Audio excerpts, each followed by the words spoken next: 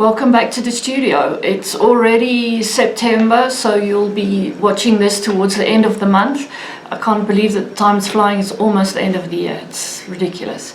Today we thought we'd give you a bit of information about stencils, how you can work with them and make the most of them. They're really excellent tools, but you don't have to only work with a stencil in its literal form. So we wanted to give you a few tips on how you can make the most of them. So I've just chosen a stencil here. It's a pretty one that can be used to do lots of different things. So generally with a stencil you're going to need some kind of a guideline. You can use the piecing that is on your quilt, or you can use other tools as well. We've got a stencil here that's called a centering tool. It has 8 lines that cross. It allows you to find the center of any block, but it also gives you great lines. So if you mark it, and we're using a Pounce pad, you brush across your stencil, and you can see I've got 8 lines now chalked on my fabric. Then I've used this stencil and I've just put it into 1/4. You can see it's a quarter of a design. So I've rubbed over that one. The other sides I haven't done yet, so I'll show you that.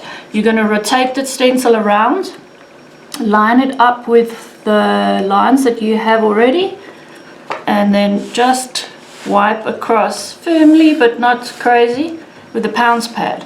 So a Pounce pad doesn't mean you pounce it, otherwise you end up going up in a cloud of smoke. You're going to wipe it, but you do want to pounce the box first, or bang the box to load the powder into it. And you see how quick and easy it is. So let's do the next one quickly and show you literally how easy it is to work with these stencils. If you don't have a Pounce pad, you could use a chalk pencil, you can use a blue water-soluble pencil.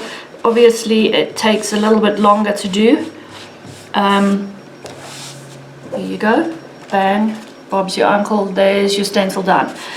You can just brush the chalk very lightly to get rid of the excess that's on there. It will move and it will come out over time. So this is a temporary way to mark. You can't pounce it today and think over in 6 months time that you're going to quilt it and it's still going to be there. You want to pounce it and work on it fairly soon. Your pens will allow you to wait a little bit longer and to spend longer on the quilting. At festival in August, we came across a really interesting product that we think you'll want to know about. It's called Grippy. So it is a spray that you can use on rulers, you can use it on many different things. One of the great things is to use it on stencils. So this first stencil, you can see it doesn't have any grippy on it, and it actually slips around it quite a lot. So if you're trying to line up, you have to hold it very carefully when you pounce or when you mark, that it doesn't move. This other second one, we've actually sprayed the back with the grippy product, put it on, and look at that. It hardly moves at all. So it allows you to get your accuracy that much better with your stencil. Okay, so I had chosen this stencil, and we've already shown you how it can work out in one design. But there's so much more that you can do with a stencil. So if you look at this page, all I've taken is the heart out of the stencil here, and I've made a border pattern. So if this is a border, I've used the heart this way, I've changed it, I've put this way, I've put this way, like that, and then I've filled it in with feathers, because a girl can never have enough feathers. This one here, just change the orientation slightly, so now instead of it lying down, it's standing up. Flip it over, and you just going to get the outlines of the hearts that you can then go and fill in whatever design you like. Obviously I like feathers, so I've got feathers on mine. Another option, using the same stencil, these are more border designs. Instead of using the heart, I'm going to use the I don't know what you call it, the scallopy part on the outside. So I pounced it, or I marked it here, moved it along, marked it again, moved it along, marked it, and then I filled in to give me texture. The one on the bottom is a bigger design, obviously a bigger border. So I've pounced just those scallop sections. I've flipped the stencil over, flipped it over, and you've got yourself a whole different design that you would never have guessed would come out of that one stencil. So stencils are great tools. You just have to look at them with slightly different eyes and not only think, okay, I can only do what the stencil shows me initially. Think a little bit around it, think a bit out of the box, and you can come up with some really great designs, and people will never know that you used that stencil for it.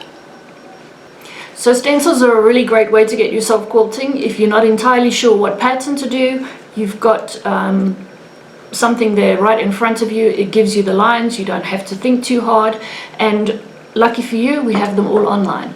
So I have around 85 different block kind of patterns.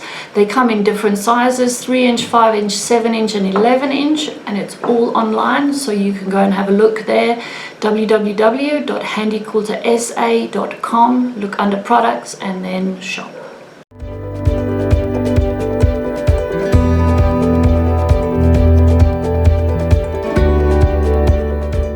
Kay showed you stencils and pounce pads. Now don't tell me you don't know what a pounce pad is, and if not, listen up. These are the best things since sliced bread, especially in us quilters' lives. And I don't know about those of you that do have it, but I cannot work without my pounce pad. So we can't keep up with stock. The demand is insane, so we will show it again for you today. We get them in a white chalk and a blue chalk. And it is a very fine chalk powder that comes in a little baggie like this, that you can just refill your pounce with. And when you buy a new pounce box, the box comes with a bag of chalk powder. And when your chalk powder is finished, you can simply buy a new refill bag. You don't have to buy a new box to just refill your box and carry on. Now we do recommend that you invest in both, because a lot of the times we work on white or light fabric and then your white pounce doesn't necessarily show. And that's why we have the light blue pounce powder as well. The difference between the two, apart from visibility, is simply how you remove it. The white one is simply a brush off and an iron off. So the moment you add heat to it with your iron, it disappears. And trust us, it disappears forever. The blue one, however, does not come off with heat. So don't iron on the blue pounce, because you might actually heat set the color particles. This guy, the blue pounce, needs to be washed with detergent. And there are some clear instructions on your bag. So take the effort. When you buy your pounce pad, pour a cup of coffee and read the instructions, and you will just be fine handling your pounce pad. We have had, though, in the past questions about how to fill it and how to actually use it. So I'm going to quickly show you. When you buy your pounce new, the box is empty. In other words, there's no pounce powder in. And this is our box that we use a lot, so you already see the chalk residue, but it will be empty, and there's a little hole in the top of the box that you need to take that lid off. And then you are going to pour your chalk powder into your box and fill it up. Now this is on first use. So fill up your box with your chalk powder, close up your lid, and you're going to tap it about 50 times, 50 times. Because what we need to happen is that the chalk powder needs to saturate the sponge so that the chalk sits in the front of the surface of this microfiber cloth, so that we don't do this where we're going to go puff and it's just dust cloud that happens. We don't puff, we want to wipe. And in order to wipe the pounce across our stencil, we need to make sure that the sponge is saturated with the chalk powder. So you're going to fill it up the first time, you're going to tap it about 50 times, then you're going to refill it again, and you give it another 20 or 30 taps, and you'll be surprised when you start counting how many taps it gets going. And you want to do this hard. I'm doing it softly so that I don't interfere with the voice in the video, but you're going to go hard taps, okay? Make sure that that sponge is saturated with your chalk powder. And now you would simply be able to place your stencil and do a wipe.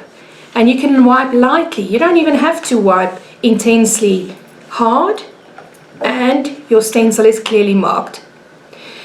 You can simply brush or wipe or blow to remove some of the excess chalk, but don't do it too much. As Kev mentioned, the chalk powder is a temporary marking tool.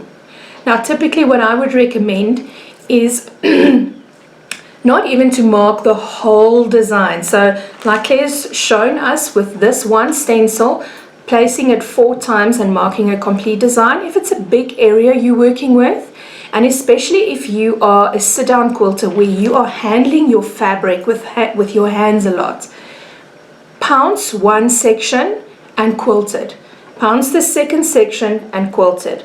And especially if you have standalone designs, that will just help you ensure that your chalk stays on longer and doesn't rub off as quickly, and you won't have to redo everything. So you will be able to have a look online. We will have the Pounce Pads back in stock ASAP, white and blue, as well as refill packs. So put this on your Christmas list, girls, because it's almost time for that. So here's our fabric that we marked with our stencil 2 seconds ago. And I'm going to just show you how quick and easy it removes the white Pounce Pad. Make sure you remember that the white Pounce Pad is heat removable as well. So we have our hot iron, and we are simply going to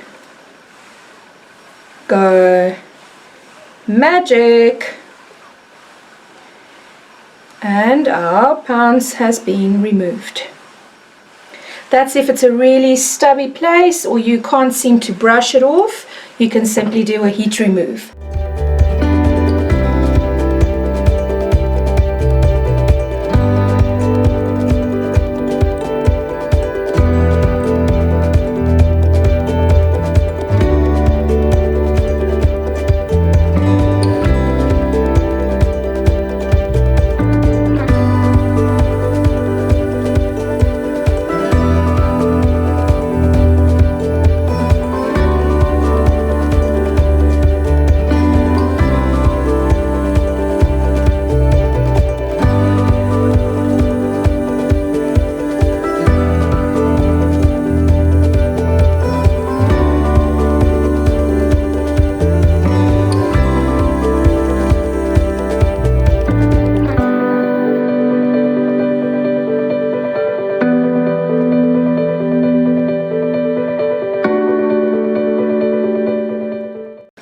Our tip for the month is around how to tension the fabric on your frame. If you're using a frame, then it can be make or break time actually.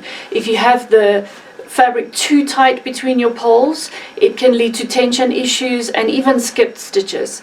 If you have it too loose, you can end up with puckers and pleats in the back of your quilt, which obviously you don't see until much later on when it rolls on.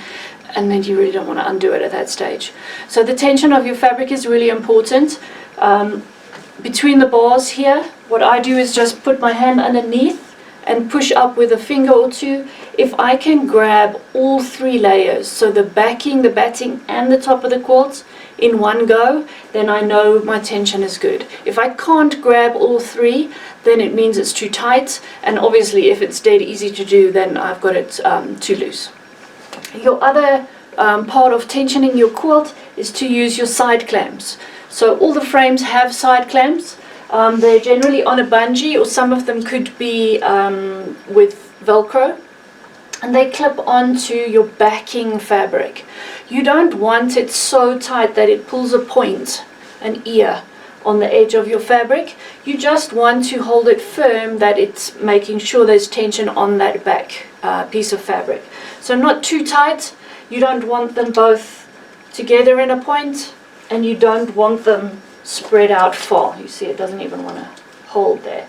So have them about a foot apart on the side of your quilt. Some of the bigger frames even have 3. If you have the gallery frame with a fusion or an infinity, then you've got 3 clamps that you can use. It just holds onto your backing fabric and makes sure, or eliminates the possibility of having pleats in the back.